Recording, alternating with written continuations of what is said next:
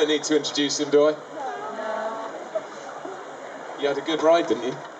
I had a really good ride, yeah, no, I was chuffed to bits with it. Yeah, I think the only thing I saw wrong was I think I saw you lose your stirrup when you came under Lyons Bridge over those two boats. No, I didn't, but he sort of landed funny coming over the first one and sort of pecked.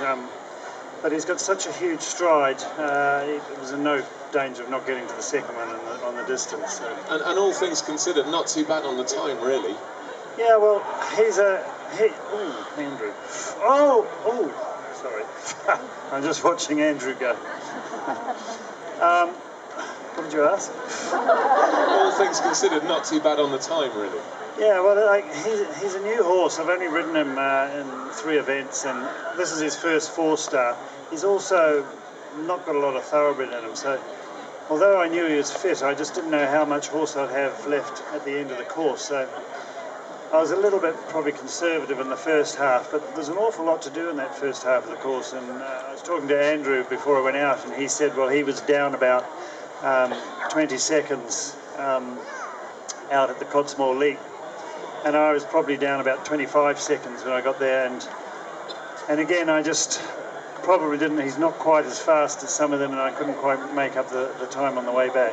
But I mean, as his first 4-star, he must be delighted because it's a tough track and he's jumped really, really well.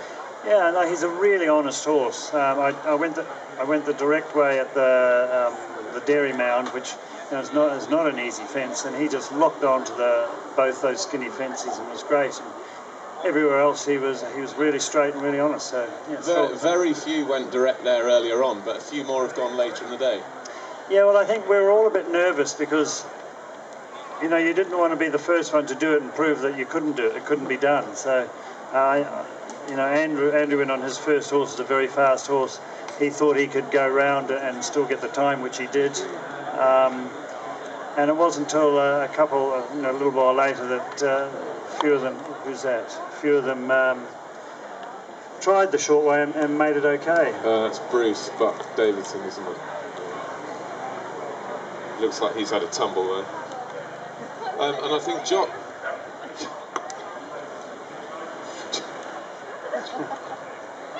Jock had been held on course. I'm not sure if he started off again or not. Has he? Yeah, he was pulled up. I don't know whether he's pulled up. He's been a bit lucky today. He's had 2 breaks on course. Yeah, but I'm not sure whether there was blood from the nose of the second one as well. No, I don't know. Not entirely sure, but he was definitely held. Whether he's got going again or not, I'm not sure. Nereo's a real galloper, isn't it? Very fast horse, and I mean Andrew's an incredibly fast rider as well. They go in a great rhythm, and I don't know, can you guys see? Because we've got a bit preoccupied watching. And tell us a little bit about how the horse, presumably the horse is back with Charlie now, being looked after, and yeah, well, they get washed off at the end there and cooled off and make sure they haven't got any nicks or cuts or what have you, or need any immediate attention. But he was fine. He's a pretty excitable sort of horse, and so as soon as we could, we got him out of there, because those sort of horses, even though they run around the cross country, sometimes leaving them in that atmosphere, they get more stirred up and more wound up. So after he'd had his initial wash off, he went out fairly quickly, and he'll go back to the stables, and he'll be much more relaxed back there.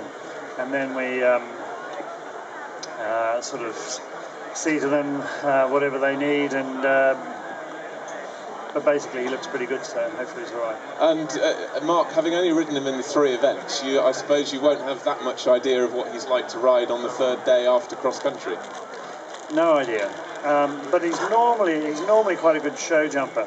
Having said that, I took him to France a couple of weeks ago, and for some reason the show jumping was early in the morning, 8 o'clock in the morning. It was a bit misty, and I was first to go, and he had 4 fences down, and all the other events he'd jumped clear, so it was a bit of a mystery. But we had a training session about a week before we came here with our show jumping trainer, and he jumped really, really well there. So I'm just hoping it was a bit of a one-off blip, and that he'll be okay when he gets out here. But he does react a bit to atmosphere, and if he gets a little bit wound up out there, it might make my job a bit more difficult.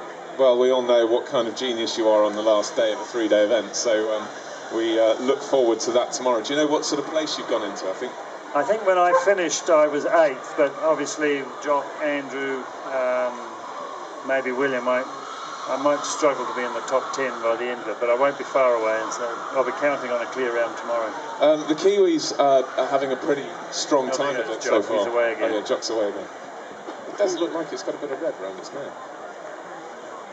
He does. He's a hard puller, and he does sometimes cut his mouth when he's going. So maybe it's just that. So Jock looks like he's absolutely flying. Well, maybe there's a new trick of Jock's. He's got blood capsules there, and he pops them halfway around to give himself a break. There you go. You heard it here. And so we've got Jock and Andrew on course at the moment, and both of them look to be travelling pretty well. Is there any secret to the Kiwi dominance at the moment? The Kiwi success? Well, with Andrew, it's like he's worked incredibly hard over the last 30-odd years, and he's probably got the best team of horses that he's ever had, horses that he started off from scratch himself. And the same with Jock. He's got 2 great horses in Lush and Promise. They're older horses now, they know their job. He's got a lot of trust and faith in them. They're very good on the flat, they're good jumpers. And so, you know, that's why they're winning. It's all about horsepower, really. Yeah, quite. And we can see Jock really pushing for the end there. He's probably just about on the time from there, isn't he? By the look of it, he won't be far away. Anyone with any questions for Mark? We've got a roving mic in the audience. Any questions on his round today, or indeed his any of the other rounds you've seen him ride? Go on, stick your hand up if you've got a question. It means that Mark and I can keep watching this screen. And Andrew's last on course, I believe, isn't he? Is he? I don't know. Yeah, I think so. It's a funny old distance coming out of there. That capability is cutting. Mine isn't much the same as that.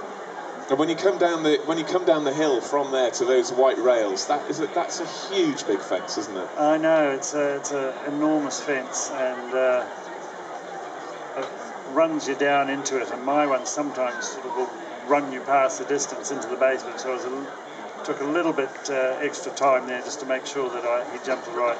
And of course, we had Pippa Funnell on earlier in the week laying claim to the fact that she bred your horse. So she'll be laying claim even more so now. Yeah, she'll be. I'll have to ask her for a bonus or something. And has the course ridden? Do you think the competition's panned out pretty much as you expected?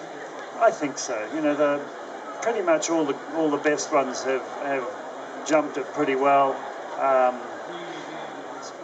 Been the odd mistake here and there. Some of the more novice-y combinations have struck a bit of trouble, but all in all, I think it's ridden pretty well, hasn't it? Yeah, I think so. The occasional, little blips, but generally it's looked quite flowing, and none of the mistakes look to have been catastrophic. They just look to be little mistakes. So looks like Mark Phillips has got the job right, really.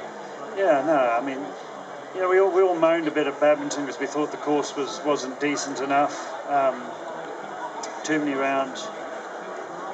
Oh, he's not going to get it. He's not going to be far away. Take a chance at the last. Oh. So Andrew Nicholson finishing there with 0.5 over the time. That makes me feel better.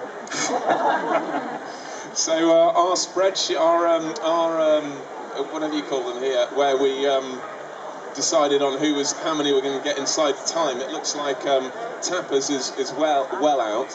I'm not sure whether Jock actually got the time. There were 3 before Jock. William didn't quite make it, so I think we're only on 3 or 4.